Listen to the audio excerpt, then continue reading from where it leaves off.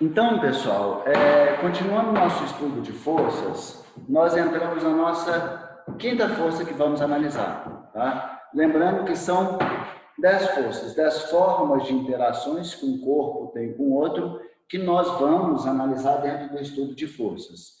Que muitas vezes dentro da física ela é apresentada de vocês de forma muito salpicada. Força em empuxo hidrostática, força elétrica em eletrostática, né? Força magnética e magnetismo. E aí vocês não têm, às vezes, uma compreensão delas pensando tudo num conjunto como estudo de forças, que é o que a gente deve pensar, né?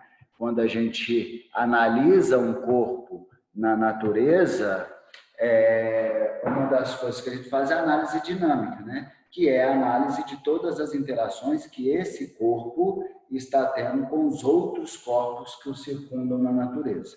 E dentro desse estudo, mais uma vez falando para vocês, o que a gente analisa de cada uma das forças?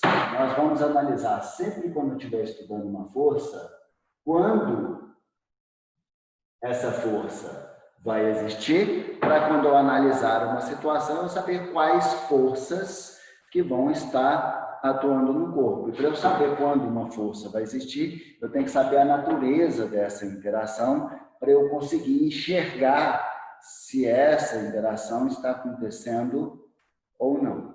Ok? Então, quando a força vai existir, como ela vai existir, a sua orientação espacial, a sua direção e o seu sentido, e quanto essa força vai valer. Por que mesmo?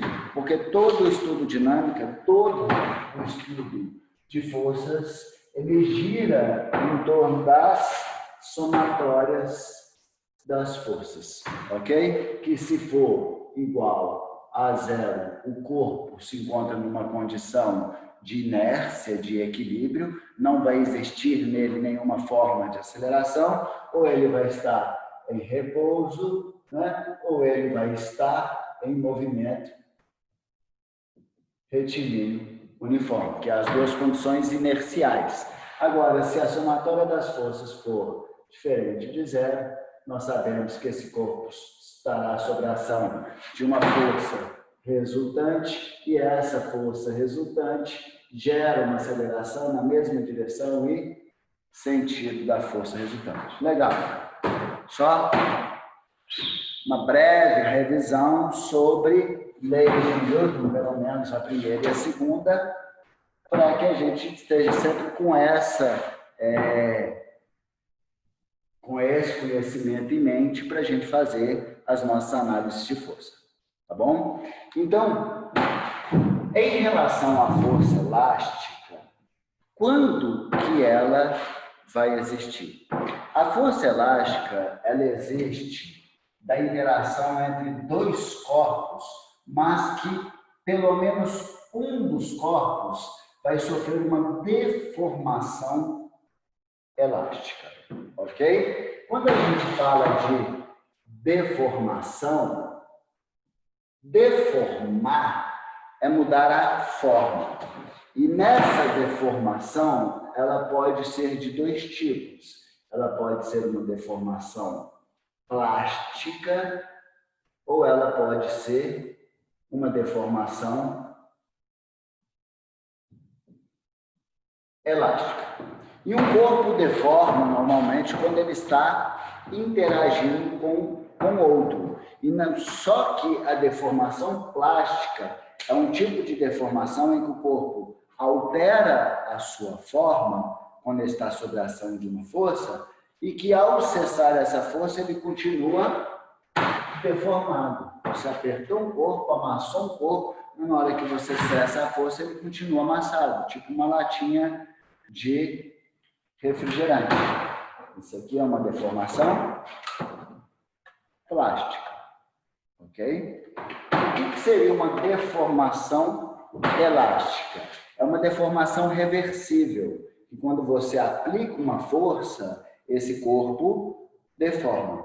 Mas ao cessar a força, esse corpo volta à sua conformação normal, ok? Uma coisa que eu escuto muito meu pai falando, que ele falava assim, esses carros de hoje é tudo uma porcaria, esses para-choques deles é tudo de plástico. Bom, era na minha época que o para-choque era de ferro. Será que era bom mesmo? Porque se você tem um para-choque de ferro, eu já tive um Fusquinha. Foi as duas grandes alegrias da minha vida. Uma, o dia que eu comprei o Fusca, a outra, o dia que eu vendi. Nossa, que alegria que foi. Mas ele tinha um para-choque de metal.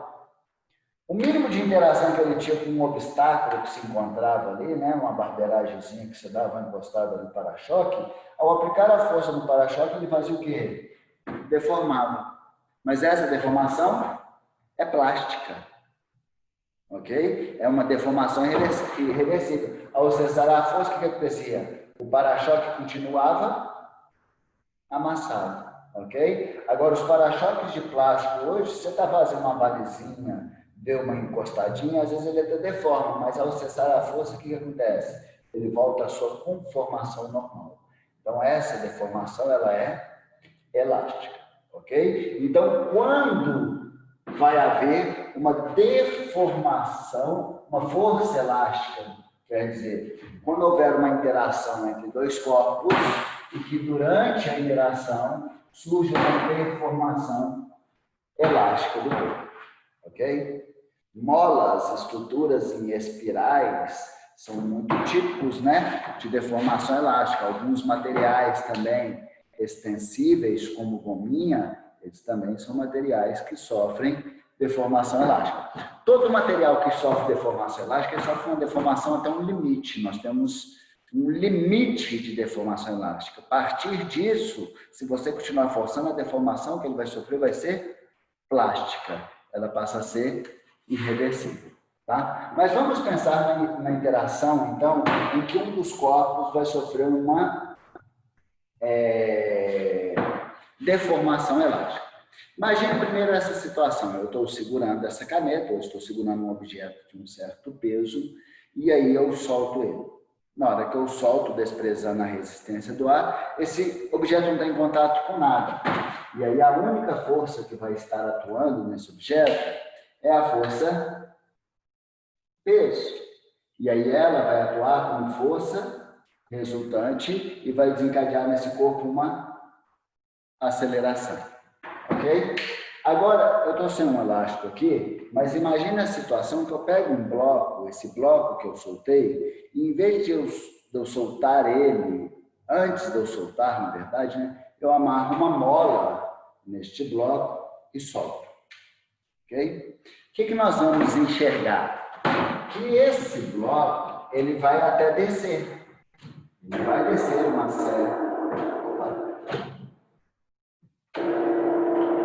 Eu mal apertei aqui, isso descer na tela. Na hora que eu soltar esse objeto, se a mola não estiver deformada, não vai existir nesse corpo uma força elástica, porque não teve interação para deformar esse corpo. Então, a força elástica ela só começa a surgir quando o corpo deforma. Enquanto ele não estiver deformado, só pelo fato dele ser um corpo elástico, não quer dizer que vai ter a força elástica. Só o fato de um corpo ser eletrizado não quer dizer que vai ter a força elétrica. Né? Um corpo elástico vai ter a força elástica quando ele estiver interagindo com outro e sofrer uma deformação. Okay?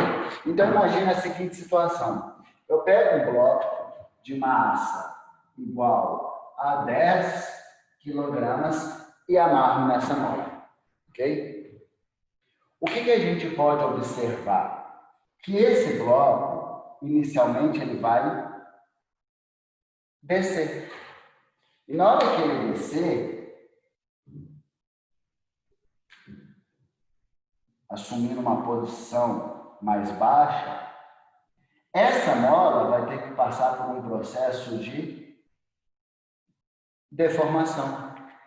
E o quanto ela deformar, que é a diferença, né, entre o quanto ela deformar, que eu vou chamar de X aqui, que é a diferença entre o comprimento final e o comprimento inicial, vai determinar o quanto de força elástica foi gerada nesse bloco. Mas se a gente parar para pensar, esse bloco parou. Ele vai descer, essa mola vai esticando e vai chegar uma certa hora que ele para.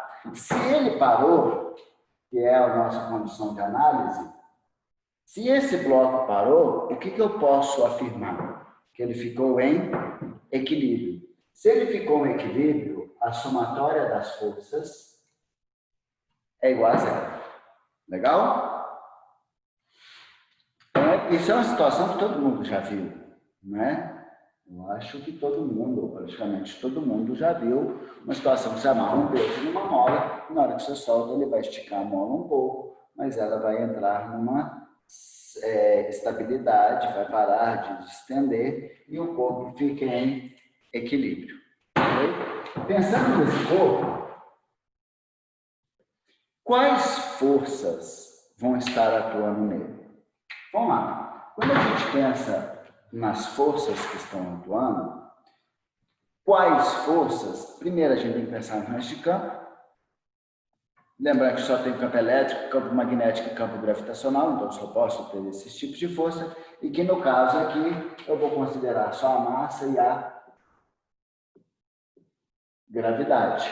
Isso quer dizer que vai ter somente a força peso, que está como no corpo? Vertical, para baixo. E foi essa força peso vertical para baixo que puxou a mola. Porque ela, na verdade, puxou, é uma força atuando no bloco, uma força atrativa que está puxando o bloco para baixo.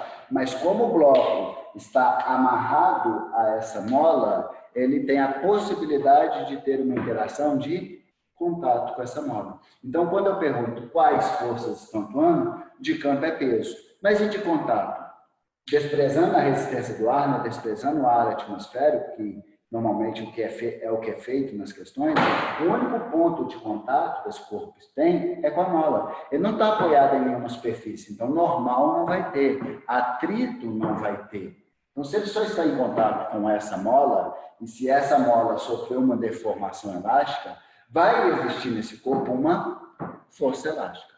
Ok? Então, nós respondemos a primeira pergunta sobre estudo de força elástica. Quando vai existir uma força elástica? Quando o corpo estiver interagindo com outro que sofre uma deformação elástica. E a força elástica só vai existir quando esse corpo estiver deformado. Legal? Como a força elástica vai estar atuando no corpo? A força elástica, ela sempre vai ter a mesma direção da deformação. Então, se o corpo elástico deformar na vertical, a força elástica vai estar na vertical. Se o corpo elástico deformar na horizontal, a força elástica vai estar na horizontal. Então, quando a gente pergunta como a força vai estar atuando, se eu pensar em direção, o que eu posso afirmar? Ela vai ser a mesma da deformação.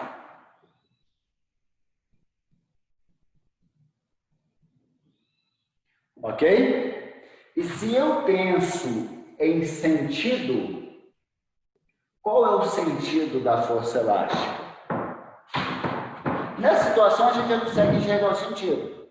Porque se esse corpo parou, a somatória das forças dele está igual a zero.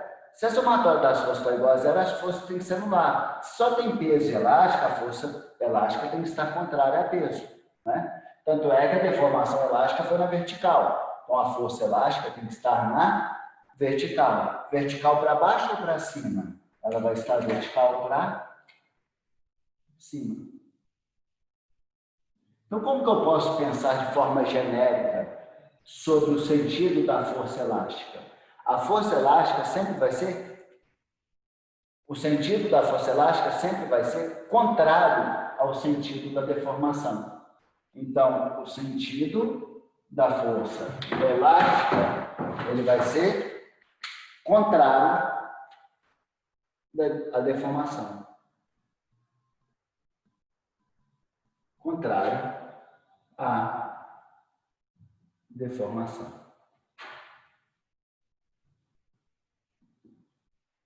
Ok? Beleza? Então, ou seja, se eu puxei essa mola para baixo, deformei ela para baixo, vai gerar uma força elástica, que eu chamo de força elástica em mim, né? Da interação minha com o corpo elástico, eu estou analisando o meu corpo aqui. Se eu puxar a mola para baixo, ele vai fazer uma força elástica no meu corpo para cima. Eu gerei uma força na mola para baixo, a mola vai gerar uma força no meu corpo para cima. Ok? Se eu empurro essa mola para cima, ela vai empurrar meu corpo para baixo. A força elástica sempre contrária ao sentido da deformação. Legal? Ficou claro? Então, com isso, no estudo de forças elásticas, eu já sei quando a força elástica vai existir e, existindo, como ela vai estar atuando no corpo. Legal? Para finalizar a nossa aula, deixa eu ver quantos minutos eu tenho, 11 minutos ainda, e vai dar perfeitamente. Nós precisamos responder quanto vale esta força elástica. Em outras palavras, como que eu faço para calcular o módulo dessa força elástica? Ok? A força elástica, galera, é um tipo de interação analisado, um dos mais antigos a serem analisados aí, ok? Um cara antecessor a Newton chamado Hooke. Tanto é que o módulo, a equação para determinar o módulo da força elástica é chamada de lei de Hooke, né? Então, quando a gente está falando de módulo da força elétrica, nós estamos falando de uma lei chamada lei de Hooke, ok? Eu vou mostrar para vocês como ele fez para determinar a força elástica e aí facilmente a gente consegue chegar no valor dela. O que Hooke fez? Ele pegou uma mola padrão, uma certa mola, e nessa mola ele foi lá e colocou um objeto de massa M, ok? O que aconteceu quando ele soltou esse objeto? A força peso atraiu esse objeto para baixo, né, para o centro da Terra, fez com que a mola começasse a deformar, e à medida que ela foi deformando, foi surgindo a força elástica. Então, pensando em quais forças estão atuando aqui, vai ser a força peso para baixo, esse corpo vai sofrer uma certa deformação a mais, e desta deformação vai surgir a força elástica para cima. Ok? Então, o que ele percebeu? O que ele percebeu? Que quando ele colocava um objeto de massa M, que tem um peso P qualquer, por exemplo, um de 10 quilos vai ter um peso de 100 newtons, a mola deformava uma certa altura X, um certo comprimento X. Essa deformação dela era um valor qualquer, tipo 10 centímetros. Se eu pegasse um objeto de 10 quilos, colocasse nessa mola, na hora que ela deformava 10 centímetros. Ok? Aí ele fez o seguinte, eu vou pegar a mesma mola e vou dobrar a massa que vai ficar apoiada, sustentada por essa mola. Na hora que ele dobrou a massa, ele dobrou o peso que estava puxando a mola. E ela vai movimentar até entrar em equilíbrio, quando esse peso se iguala à força elástica. Então, se ele dobrou a massa, o peso agora passa a ser o dobro. Né? E para entrar em equilíbrio, a força elástica vai ter que atingir o dobro do valor. Ele entrou em equilíbrio quando? Quando o peso e a força elástica se equilibraram. Se dobrar o peso, para entrar em equilíbrio novamente, vai ter que dobrar o quê? A força elástica. E aí, o que aconteceu? A mola deformou mais ainda. Ela deformou 2x. E aí ele fez o quê? Pegou um objeto com a massa 3 vezes maior. Se ela vai ter a massa 3 vezes maior, o peso de atração aqui, o peso que a mola vai estar sendo sustentada vai ser 3 vezes maior. Então, para ela sustentar esse peso, essa força elástica vai ter que ser 3 vezes maior. O que ele observou? Que a mola deformou mais ainda. Quantas vezes? 3 vezes. Legal? Foi desse raciocínio que ele conseguiu calcular a força elástica. Okay? Graficamente, vamos representar aqui, que fica mais visual, o comportamento da força elástica e do quanto, deixa eu até virar um pouquinho para cá, e do quanto essa mola estava deformando. Vamos pensar comigo.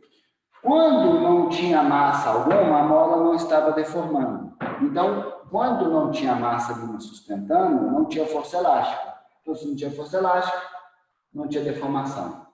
Essa análise vai sair da origem. Não é isso? Quando ele colocou um objeto de massa M, que tinha um peso P qualquer, a mola teve que fazer uma força elástica, que eu chamei de FE, para sustentar esse peso, e nessa força a mola acabou deformando X. Se eu dobrar o peso, eu vou ter que dobrar a força, a mola vai dobrar a força elástica que está fazendo sobre o objeto para entrar em equilíbrio, e aí o que a gente percebeu? Que a deformação também dobrou. E 3x, a mesma ideia. E assim, sucessivamente. Ok? Então, esse gráfico é uma função linear. E é desse comportamento elástico que saiu, inclusive, todas as equações sobre análise de comportamento elástico. Ok? De onde que saiu? Primeiro, isso aqui é uma funçãozinha de primeiro grau, né? Y é igual a x mais b. O que seria o y? A força elástica. O que seria b? O ponto onde a função cruza o eixo y, que é no zero, é na origem, então não tem b.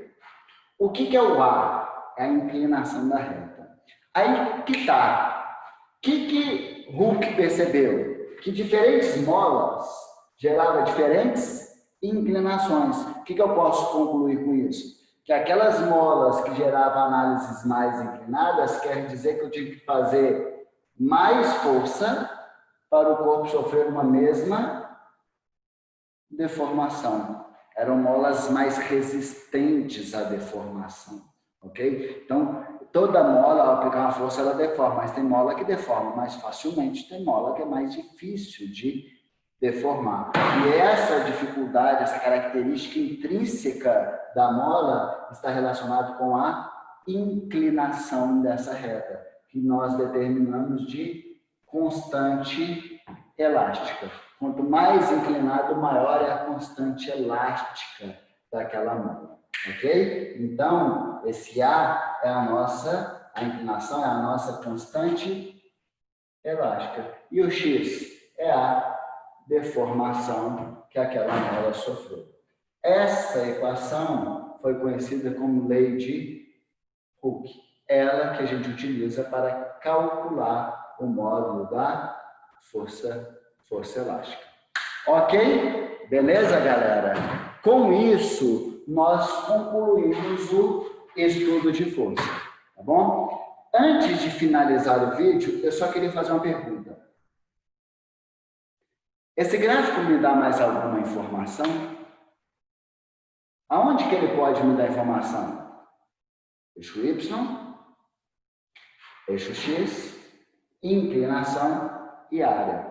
A área desse gráfico me dá alguma informação? Se dá, qual é a informação?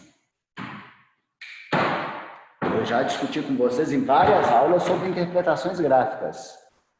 Qual é a informação que a área desse gráfico vai me dar? Vamos lá. Pensando em informações, inclinação, a gente vê variação de y, variação de x, aí a gente pega eixo y e divide por eixo x. Newton por metro é uma unidade de medida da constante elástica. Newton por metro. Uma mola tem uma constante elástica de 100 newtons por metro. O que quer dizer isso? Se eu aplicar uma força nela de 100 newtons, ela deforma 1 metro. Mas se eu aplicar uma força de 200 newtons, ela vai deformar 2 metros. Assim sucessivamente. Ok? E a área do gráfico? É uma análise de base vezes altura. Então, eu pego a unidade de medida do eixo y e multiplico pela unidade de medida do eixo x. Newton metro é a mesma coisa que joule. O que a área desse gráfico me dá?